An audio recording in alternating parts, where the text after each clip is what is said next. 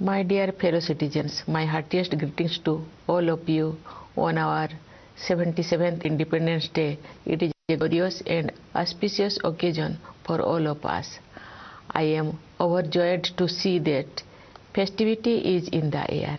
It is a matter of delight as well as pride for us to see how everyone, children, youth and the elderly in cities and villages everywhere in India are excited and preparing to celebrate this festival of our freedom. The people have been celebrating Azadi Ka Amrit Mahotsav with great enthusiasm. Independence Day celebrations also remind me of my childhood days. We could not contain our excitement of participating in the Independence Day celebrations in our village school. When the tricolor was hosted, we felt an electrifying energy pass through us. With our hearts full of patriotic pride, we salute the national flag and sang the national anthem. Sweets were distributed and patriotic songs were sung, which kept playing in our minds for many days. I was fortunate in having an opportunity to relive these experiences when I became a school teacher. When we grow up, we may not remain as expressive of our joy as children are, but I am sure that the intensity of the patriotic feelings associated with the celebration of national festival is not diminished at all.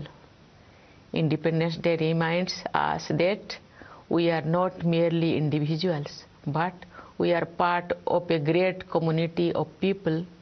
It happens to be the biggest and the greatest community of its kind. It is the community of the citizens of the world's largest democracy. What we celebrate on Independence Day is the fact that we are part of a great democracy. Each of us has many identities, apart from caste, creed, language and region. We are also identified with our families and professions.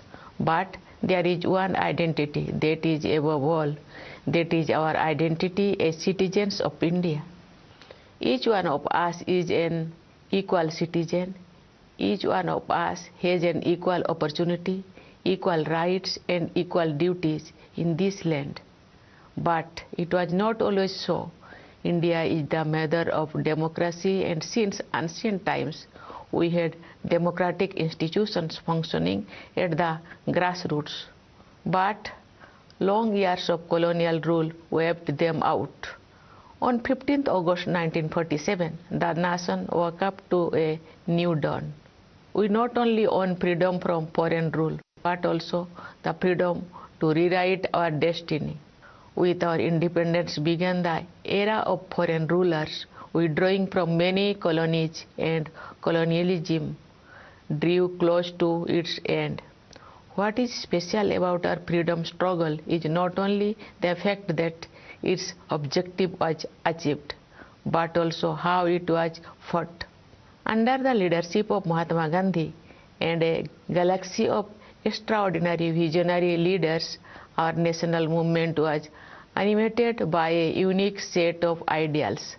Gandhiji and others rekindled the soul of India and helped the nation rediscover its civilizational values. Following India's shining example, truth and non-violence, the cornerstone of our resistance, has been successfully employed in many political struggles around the world. On the eve of Independence Day, I join my fellow citizens in paying grateful tribute to the known and unknown freedom fighters whose sacrifices have made it possible for India to regain its rightful place in the Committee of Nations. Great women freedom fighters like Matangini Hajra and Kanakolata Borua laid down their lives for Bharat Mata. Ma Kasturba matched the father of the nation, Mahatma Gandhi, every step of the way on the difficult path of Satyagraha. Many great women leaders like Sarojini Naidu, Amu Swaminathan, Rama Devi, Aruna Asaballi, and Sucheta Kripalani had set inspiring ideals for all future generations of women to serve the nation and the society with self-confidence. Today, women are contributing extensively in every field of development and service to the country and are enhancing the nation's pride. Today, our women have made their special place in many such fields in which their participation was unimaginable a few decades ago. I am happy to note that the economic empowerment of women is being given special focus in our country. Economic empowerment strengthens the position of women in the family and society. I urge all fellow citizens to give priority to women empowerment. I would like our sisters and daughters to overcome challenges with courage and move ahead in life. Development of women was among the ideals of our freedom struggle. Dear citizens, Independence Day is an occasion to reconnect with our history.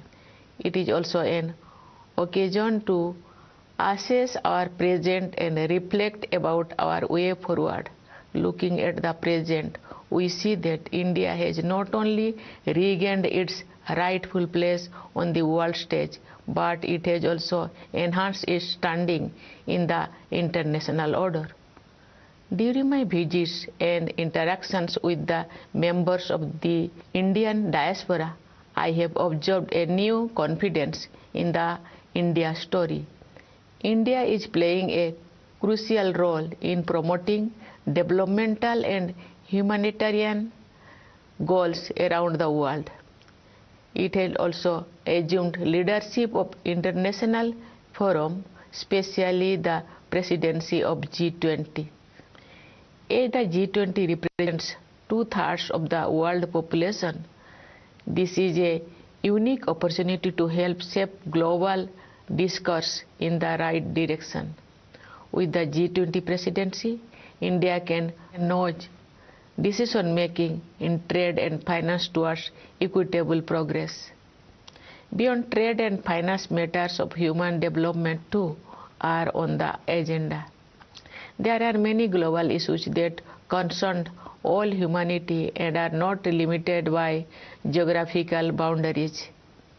I am confident that with India's proven leadership in dealing with global issues, member nations will be able to advance effective action on these fronts. What is notable in India's presidency of G20 is the way this diplomatic activity has been taken to the grassroots. There has been a first of its kind campaign to encourage people's participation. It is delightful to see, for example, students enthusiastically participating in diverse contexts organized in schools and colleges touching upon the themes of G20. All the citizens are enthusiastic about events related to G20. Dear fellow citizens, this enthusiasm along with a sense of empowerment is possible because the nation has been taking great strides on all fronts. India's economy has proven to be not only resilient during turbulent times, but is also a beacon of hope for others. The world economy is passing through a delicate stage as the pandemic has been followed by international events that have added to the air of uncertainty. Yet the government has been able to navigate the stormy waters very well. India has converted challenges into opportunities and has recorded high GDP growth. Our Annadata farmers have contributed significantly to our economic growth. The nation feels indebted to them. Inflation at the global level remains a cause for worry, but in India, the government and the Reserve Bank have managed to contain it. The government has succeeded in protecting the common people from high inflation, while also providing a more extensive security cover to the poor. The world looks up to India for global economic growth. The continued economic progress is driven by a two-pronged strategy. On the one hand, there is a sustained push to unleash the forces of enterprise by making it easier to do business and generate job opportunities. On the other, proactive and expanded welfare initiatives for the needy have been taken in various domains.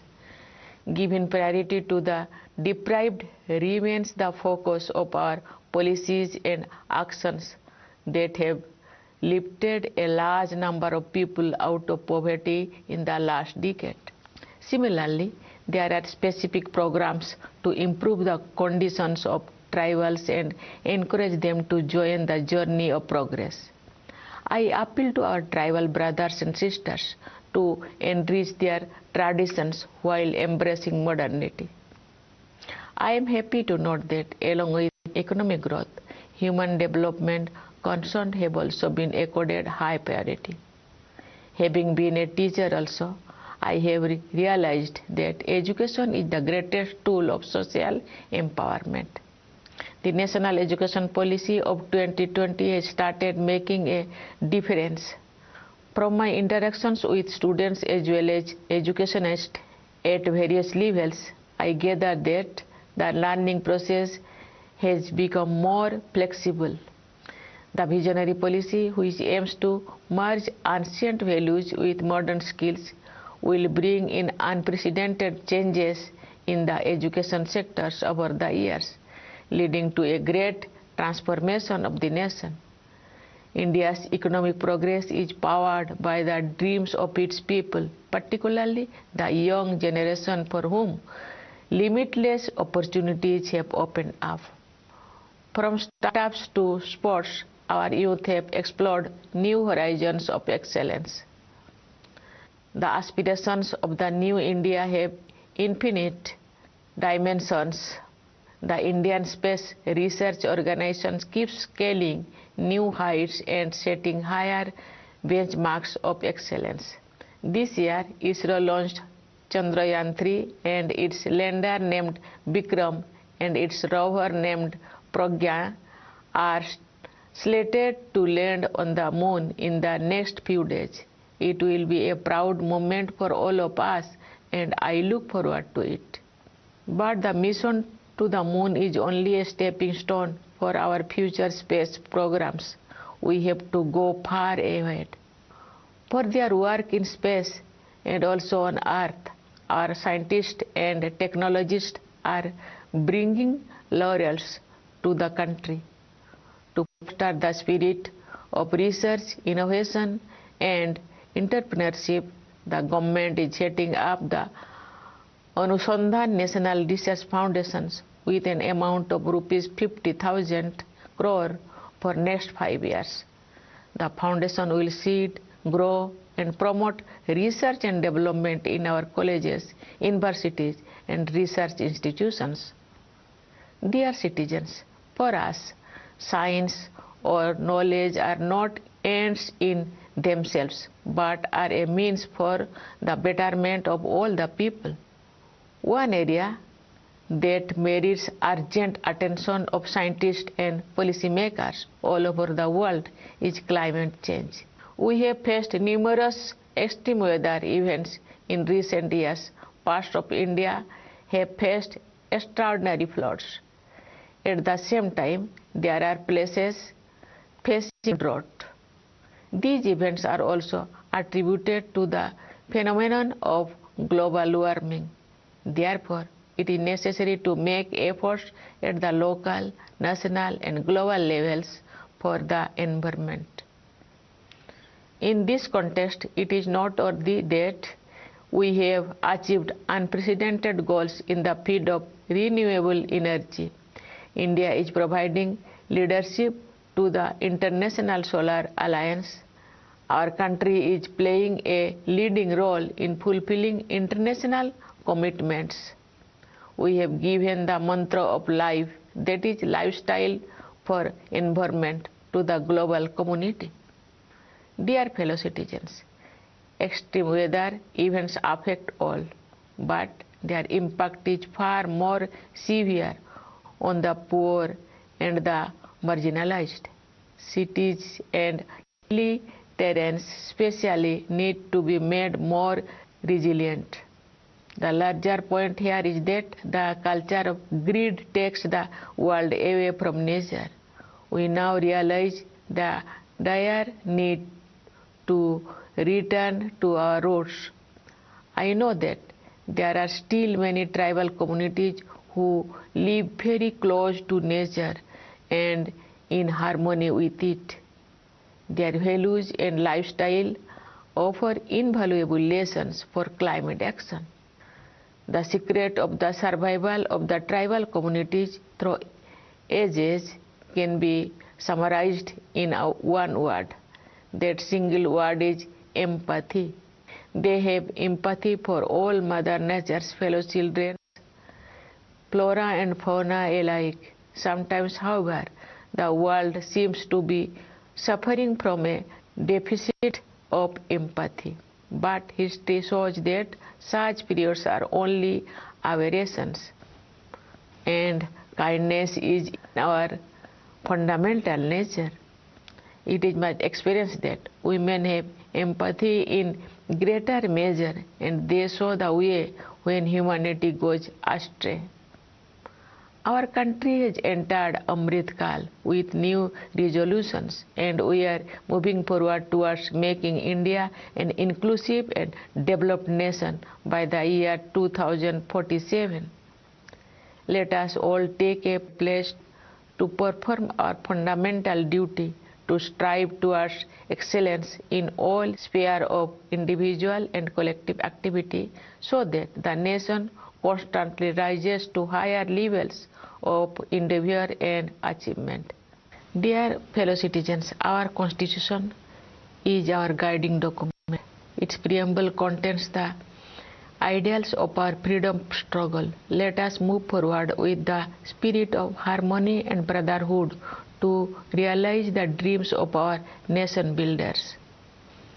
On the eve of Independence Day, I once again extend my greetings to you all, especially to our soldiers guarding the borders, jawans of the forces, and the police providing internal security, and to the members of our diaspora living in every part of the world.